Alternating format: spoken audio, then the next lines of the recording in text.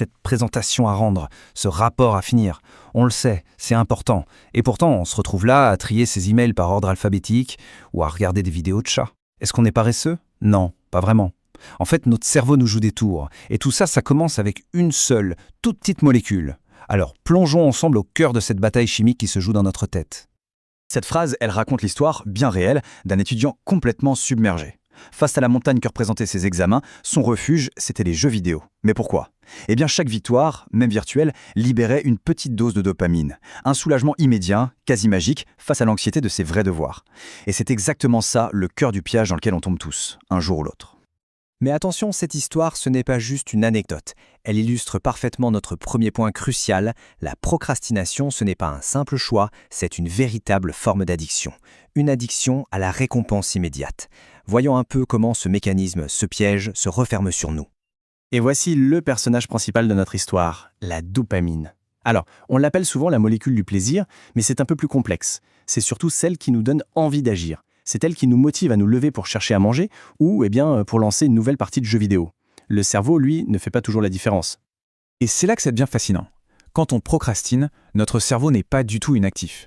Au contraire, il est très occupé, à choisir une tâche plus facile, plus agréable pour obtenir sa dose de dopamine. Et le plus fou dans tout ça, le simple fait d'éviter un travail difficile est vécu par le cerveau comme une récompense en soi. C'est un peu comme si le cerveau se payait lui-même pour ne rien faire d'important. Ce petit jeu, à force d'être répété, crée un mécanisme neurologique hyper puissant, un véritable cercle vicieux. C'est lui, l'antagoniste de notre histoire. Et pour s'en libérer, la première étape, c'est de comprendre comment il fonctionne. Alors, voilà le scénario classique. Une tâche un peu intimidante se présente. Immédiatement, le stress monte. Le cerveau, qui déteste ça, cherche une porte de sortie, une évasion facile. Les réseaux sociaux, une vidéo, n'importe quoi qui donne un petit boost rapide. Et hop, on ressent un soulagement. Sauf que la tâche, elle, est toujours là. Et maintenant, en plus du stress, il y a la culpabilité, ce qui rend le prochain démarrage encore plus difficile. Il faut bien voir que c'est une bataille complètement inégale qui se joue dans notre tête.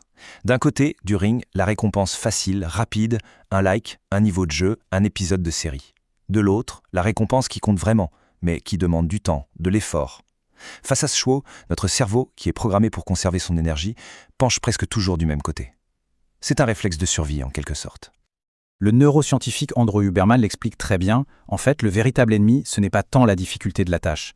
C'est la chute de dopamine que notre cerveau anticipe juste avant de commencer. Se lancer dans un projet complexe, c'est d'abord accepter une baisse temporaire de ce fameux neurotransmetteur. Et notre cerveau, en bon gestionnaire de plaisir, déteste cette idée. Il va donc tout faire pour l'éviter. Et c'est là que le piège se perfectionne.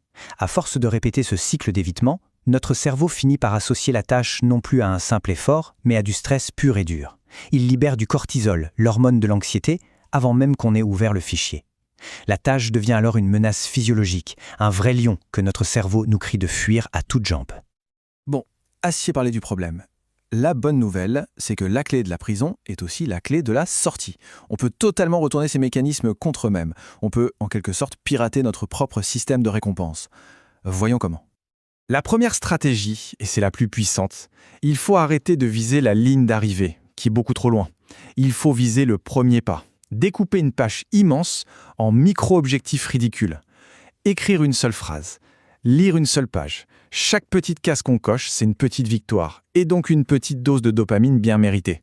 Cette dopamine va alors alimenter la motivation pour l'étape suivante. C'est un effet boule de neige positif.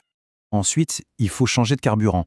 Au lieu de courir après des shots de dopamine rapides et artificielles, comme avec le sucre ou les réseaux sociaux, il faut nourrir notre cerveau avec des sources saines et durables. L'exercice, le soleil, bien manger, même le fait de ranger son bureau. C'est comme passer d'un feu de paille qui s'éteint vite à une braise qui chauffe constamment. On devient plus résilient, plus stable, sans ces montagnes russes émotionnelles. Et enfin, la structure, c'est notre meilleur allié. L'incertitude, le flou, ça génère de l'anxiété, et donc ça pousse notre cerveau vers les distractions qu'il connaît. En planifiant précisément les étapes, on transforme une montagne de brouillard en un escalier bien éclairé. Le cerveau n'a plus peur de la chute de dopamine, parce qu'il voit clairement la prochaine marche et la petite récompense qui l'attend juste après. Donc, pour résumer tout ça, ce ne sont pas juste des petites astuces de productivité. Non, il s'agit de quelque chose de bien plus profond. Comprendre et reprogrammer fondamentalement notre relation au travail, à l'effort et à la récompense. S'il faut retenir une chose, c'est celle-ci. La procrastination, ce n'est pas une faiblesse morale, c'est une stratégie de survie, un peu primitive, de notre cerveau. Un cerveau qui fuit la baisse anticipée de dopamine. Mais on peut devenir de meilleurs stratèges que lui. Avec de toutes petites victoires, des récompenses saines et un plan clair, on ne combat plus notre biologie. On la guide. La question finale est donc toute simple. La dopamine, elle, nous poussera toujours à agir, c'est son job. Mais la source de cette dopamine, ça reste un choix. Alors face à une tâche, quelle récompense choisir? La satisfaction facile et éphémère de l'évitement ou celle plus profonde, plus durable, de l'accomplissement? Le jeu est ouvert et le choix nous appartient à chaque instant.